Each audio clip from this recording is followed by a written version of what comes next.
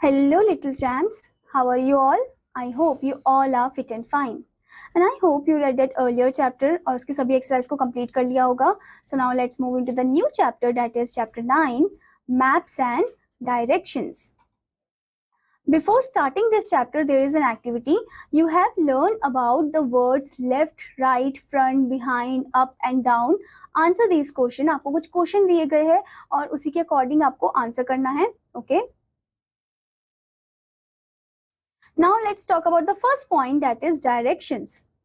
It is very easy to find our way to places familiar to us, but to reach a new or unfamiliar place we need to know the directions.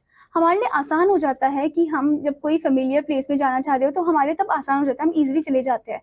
पर कोई अगर unfamiliar place है जिसका हमें नहीं पता, कोई नई सी जगह है कि हमें नहीं पता कि वो कौन से direction में जाती है, तो उसके लिए हमें पहले find out करना होता है.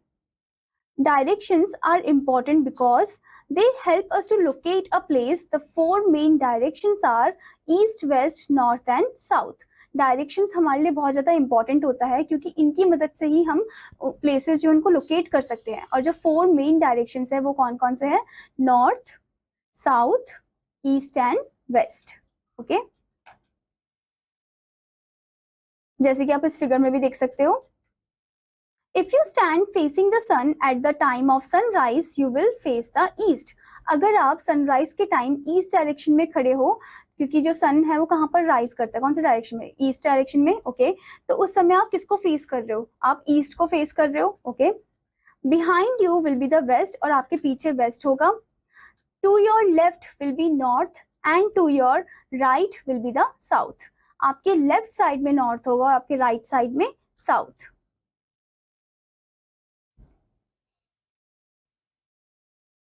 Now before going further, there is an activity. Name the four major directions in this picture. आपको इस picture में four major direction बताना है. Now there is the point. Do you know? People who travel often use a compass to locate the four directions. The needle of the compass always points towards the north. जो लोग travel ज़्यादा करते हैं वो compass को use करते हैं direction को लोकेट करने के लिए. एंड जो नीडल होता है कंपस का वो कहाँ पर कौन से डायरेक्शन में रेस्ट करता है? नॉर्थ डायरेक्शन में. Now there is a point, reading a map.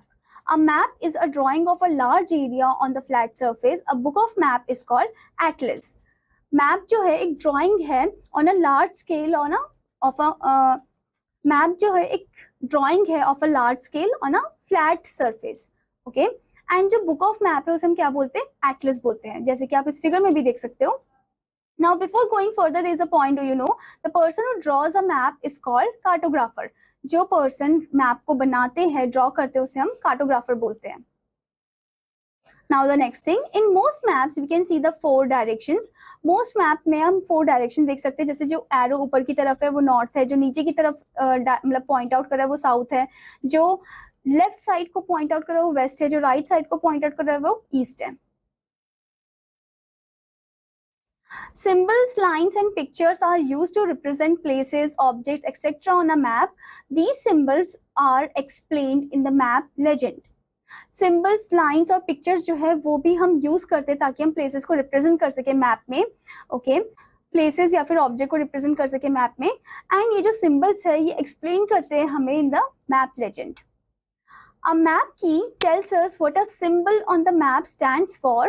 It helps us to read the map correctly. जो मैप की होता है वो हमें मदद करता है कि जो सिंबल है उसको हम पढ़ सके इजीली एंड ताकि हम जो मैप है उसे अच्छे से रीड कर सके. फर्स्ट आप देख सकते हो जो ऐसे लेयर्स फॉर्म में बन रखा है वो है water symbol, then river symbol, then mountain in the triangular form, then there is park symbol, you can see the swing over there. Then आप देख सकते हो छोटा सा होल है ब्लैक कलर का, वो स्मॉल टाउन है. सिटी आप देख सकते हो, city symbol, then police symbol. Now let's talk about scale. It is not possible to show the exact distance between places on a map.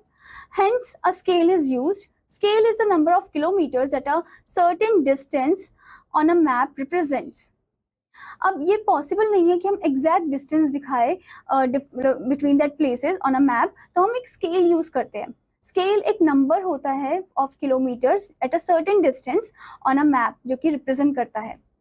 For example, a distance of 400 kilometer will be shown as just 4 centimeter on a map.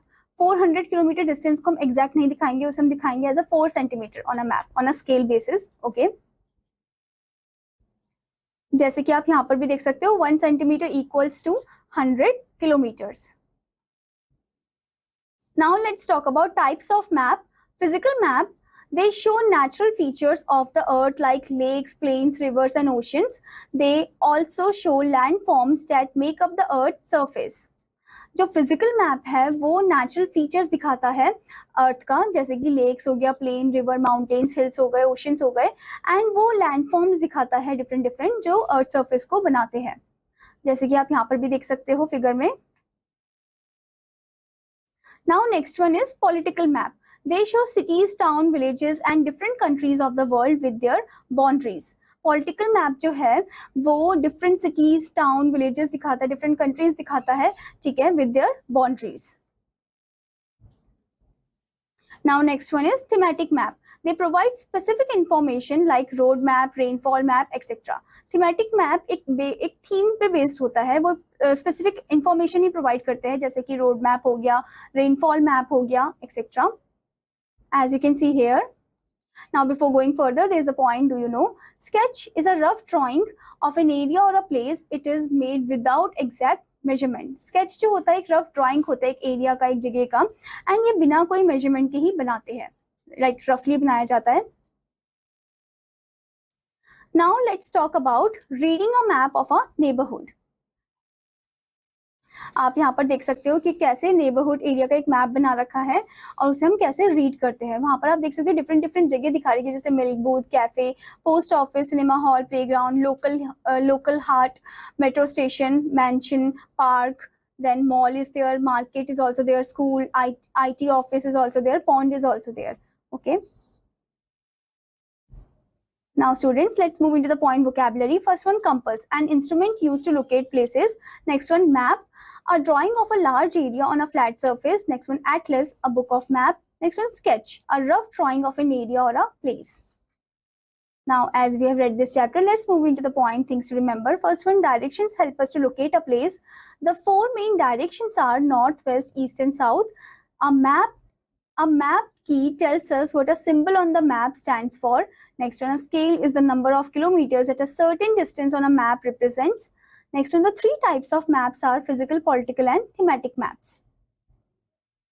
I hope student that you understood this chapter, and आपका homework है कि आपको chapter को अच्छे से पढ़ना है और इसमें जो practice zone में exercises दे रखे हैं उन्हें complete करना है. Till then students, take care. Bye bye.